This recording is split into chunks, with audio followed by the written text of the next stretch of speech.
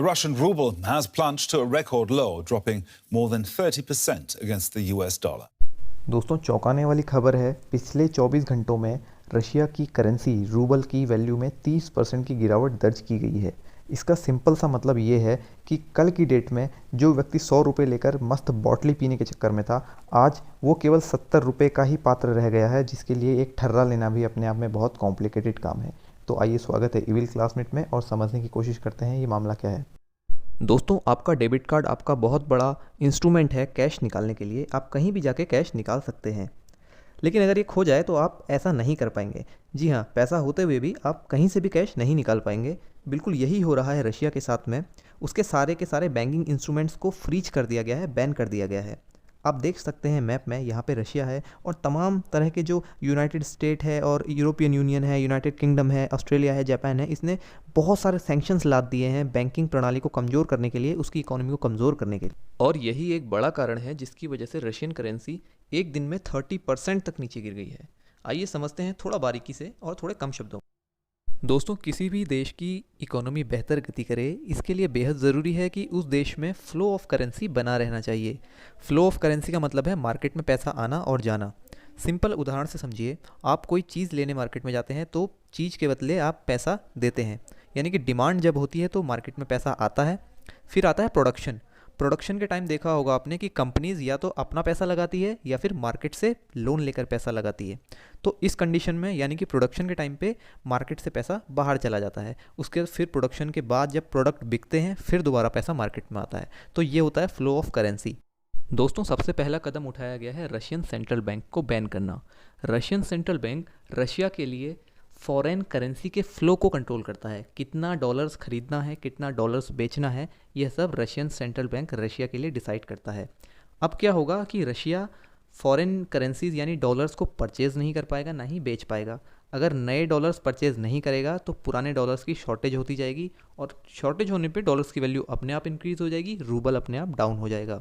सो ये एक मेन कारण माना जा रहा है कि एक दिन में रूबल की वैल्यू में 30% तक कमी आना। इसी क्रम में दूसरा पॉइंट है unable to access foreign reserves.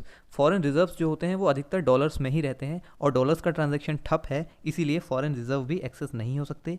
तीसरा पॉइंट है अपने लिए किसी तरह का लोन भी अप्रूव नहीं करा सकता, क्योंकि वो भी डॉलर्स में ही अप्रूव होता है। चौथा पॉइंट है बैंकिंग एसेट्स इन EU और UK आर बैंड।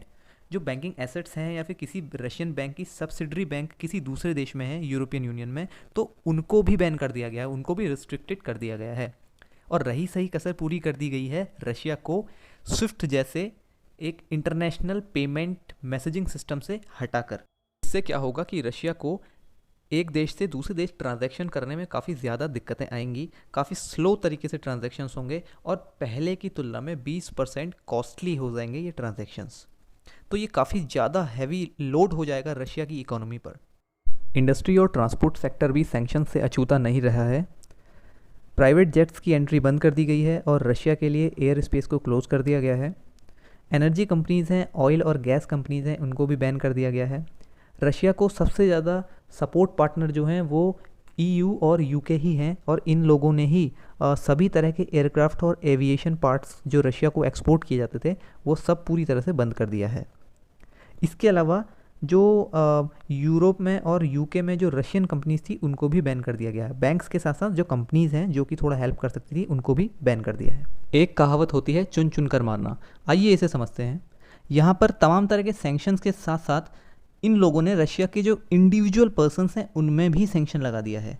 कैसे?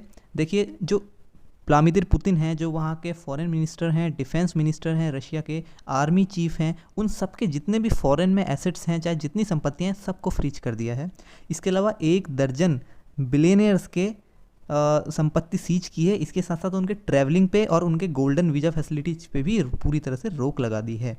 इसके अलावा जो UK में रशियन रह रहे हैं उन पे 50,000 यूरो की लिमिट तय कर दी गई है खर्चे के लिए, और इसी तरह से यूरोपियन यूनियन में जो रशियन रह रहे हैं उनके लिए 1 लाख यूरो तक की लिमिट को सेट कर दिया गया है। तो देखिए, इस तरह से ताबूत में पूरी तरह से कील ठोक दी है, और उसी का नतीजा ये है कि रशियन अर्थव्यवस्था लगातार नीचे गिरती जा रही है। अब कितनी नीचे गिरेगी ये आने वाला समय ही बताएगा।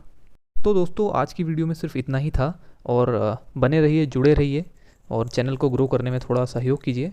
और देखते रहिए विल क्लासमेट। Thank you.